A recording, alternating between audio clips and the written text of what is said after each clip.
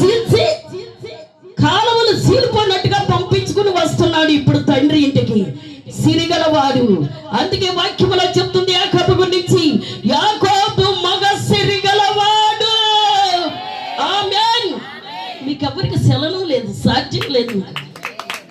మీకు సెలవు ఉంటే సప్పుడు కొడతాడు. సమృద్ధిగా తిరిగి వస్తున్నాడంటే అది నీకు కూడా వర్తిస్తుంది. నీకు కూడా సమృద్ధాన్ని దేవుడు ఇవ్వబోతున్నాడు ఈ రాత్రి.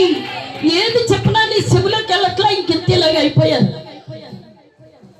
ఏంటి సంధి? ఎప్పుడు సంధిస్తాడు? వాక్యము నీ హృదయంలో తీసుకున్నప్పుడు నువ్వు సంధిస్తావు. ఆమేన్. ఏమండి, మనుషులు ఇక్కడ కూర్చున్నారు, ఇంటికాడ ఉందా, ప్రయాణం చేస్తుందా, మనసు టికెట్ లేనిది, ఎక్కడికైనా వెళ్ళొస్తుంది. దేవుని స్తోత్రం. ఏమీ లేనప్పుడు యాకోబు ఈ రీతిగా అక్కడ ప్రమాణకం చేయగా ఎన్ని వెంటనే యాకోబుకి దేవుడు తోడై ఉన్నారు. ఈ రాత్రి నీకు దేవుడు తోడై ఉండబోతున్నాడు. ఈ రాత్రి నిన్ను ఆశీర్వదించబోతున్నాడు. ఈ రాత్రి నీకు దీవెనకరంగా ఉండబోతుంది. ఏమీ లేని యాకోబు, శూన్యంగా ఉన్న యాకోబు చూసినప్పుడు పరిశుద్ధాత్మ నామములోనంట ఎంతగా ఆశీర్వదించబడ్డారో మీకు కైకుల నుంచి అడ్డదారికి తీసుకెళ్తున్నాను అనమాట. మీకు టైం లేదు కాబట్టి దేవుని స్తోత్రం. ఆదికాండం 30వ అధ్యాయము లాగా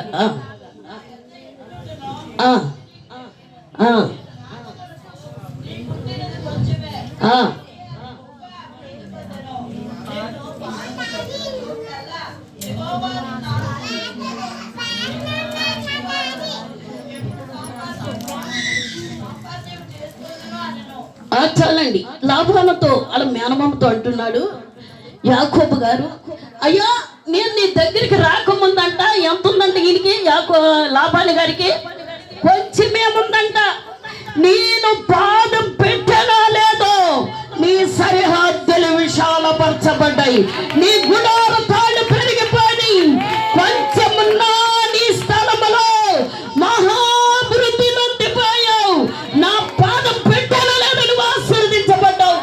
అన్యుడిగా ఉన్న నీవు, ఆశీర్వదకరము లేని నీవు, దేవుని కొనియాడలేని నీవు, దేవుని కలిగిన నేను నీ ప్రాంతంలో అడుగు పెట్టాను, నువ్వు ఆశీర్వదించబడ్డావు. ఆమేన్. అయ్యా అల్లుడు మా పిల్లలను తీసుకుని నువ్వెక్కడికి వెళ్ళకూడదయ్యా, నువ్వు నా దగ్గరే ఉండాలంటున్నాడు వాళ్ళ మేనమామ రిబ్కా అన్నగారు. ఆమేన్. లాభాను అంటే ఈయన అంటున్నాడండి, ఇంకా చాలు, నేను వెళ్తాను. ఒక భార్య కోసం 7 సంవత్సరాలు, ఒక భార్య కోసం 7 సంవత్సరాలు, ఇంత 14 సంవత్సరాలని కొలువు చేశాను, ఇక నేను వెళ్తాను అంటున్నాడు ఈయన. వెళ్ళిపోతే నేను ఇంత ఆశీర్వదించబడిపోతున్నాను, అసలు ఇంత అభివృద్ధి నొందిపోతున్నాను, ఎక్కడి నుంచి వచ్చింది ఇది అని ఏం చేశాడంట, ఒక సకినం చెప్పే అమ్మాయి దగ్గరికి వెళ్ళాడంట. ఎవరి దగ్గరికి అండి? సకినం.